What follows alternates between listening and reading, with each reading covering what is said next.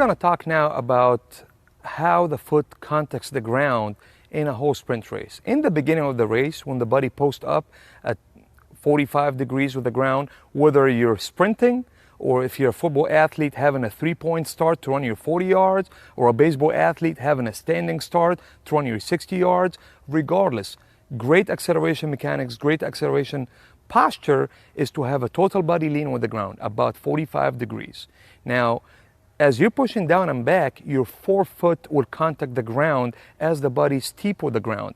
But as the body starts rising, till the body gets completely upright, at that moment, you're gonna have a flat-footed contact with the ground. How does that work? If you watch world-class sprinters and play their movement frame by frame, not at the acceleration and the start, at the max velocity phase, once their body's 90 degrees and completely upright with the ground. This is top-end mechanics, max velocity mechanics.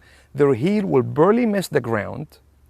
They will land flat-footed, putting their lower legs, their Achilles tendon, soleus muscles, gastrocnemius muscles, their calves on a pre-stretch.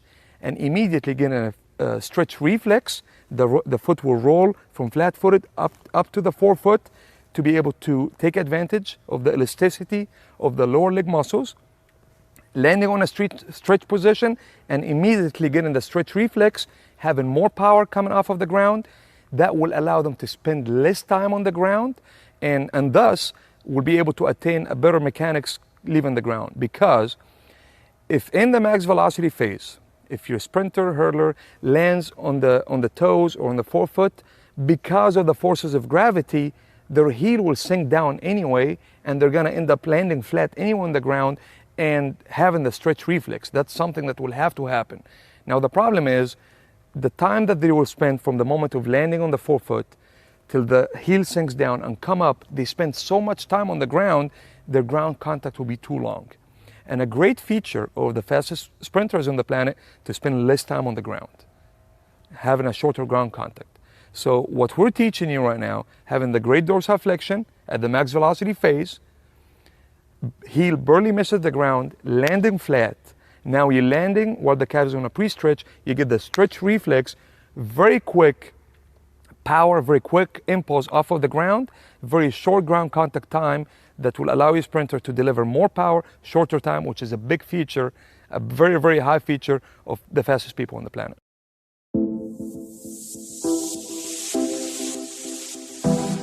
So when running track and field, we always talk about applying force down to the ground. And so someone may think like, oh, why don't I just stomp all the way down to the track?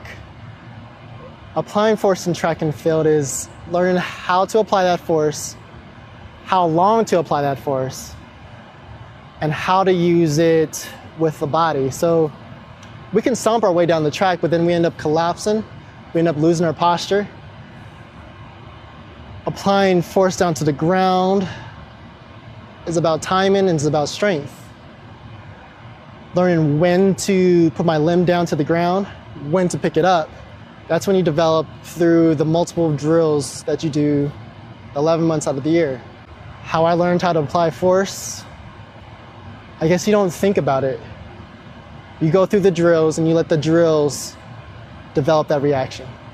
When you do it right, just like in the race, it just becomes easy. You feel, for me, I'm an elastic runner, meaning I'm not as powerful, but I can apply force. I'm very springy, I guess. And so for me, I just feel like I'm bouncing well, fluidly, all the way down the track. That's when I know I'm doing it well. It's easiest when you think of like a hammer. If you were to get a hammer in your hand, pull it back, and slam down, that's the same type of force that you have to have with your leg. When your knee comes up to that 90 degrees, you need to be slamming, and not necessarily like stomping, but applying force so that when you hit the ground and your foot's flat and you have the right position, that you're able to put that force and move it in a horizontal velocity. Applying force, and when it kind of really clicked for me, was I didn't know how to control it. I got to a point where I was kind of in the backyard and having all this stuff in the wrong position. And when I actually corrected it and fixed it, I almost didn't know what to do with myself. It was almost like a slingshot. And it kind of felt like whoa, what did I just do right there? And that was kind of my moment where I said, I see what you mean by applying force in the right direction. It makes it easier. You don't have to work so hard. And then you just start moving, and then you're fast, and you get better results just like that.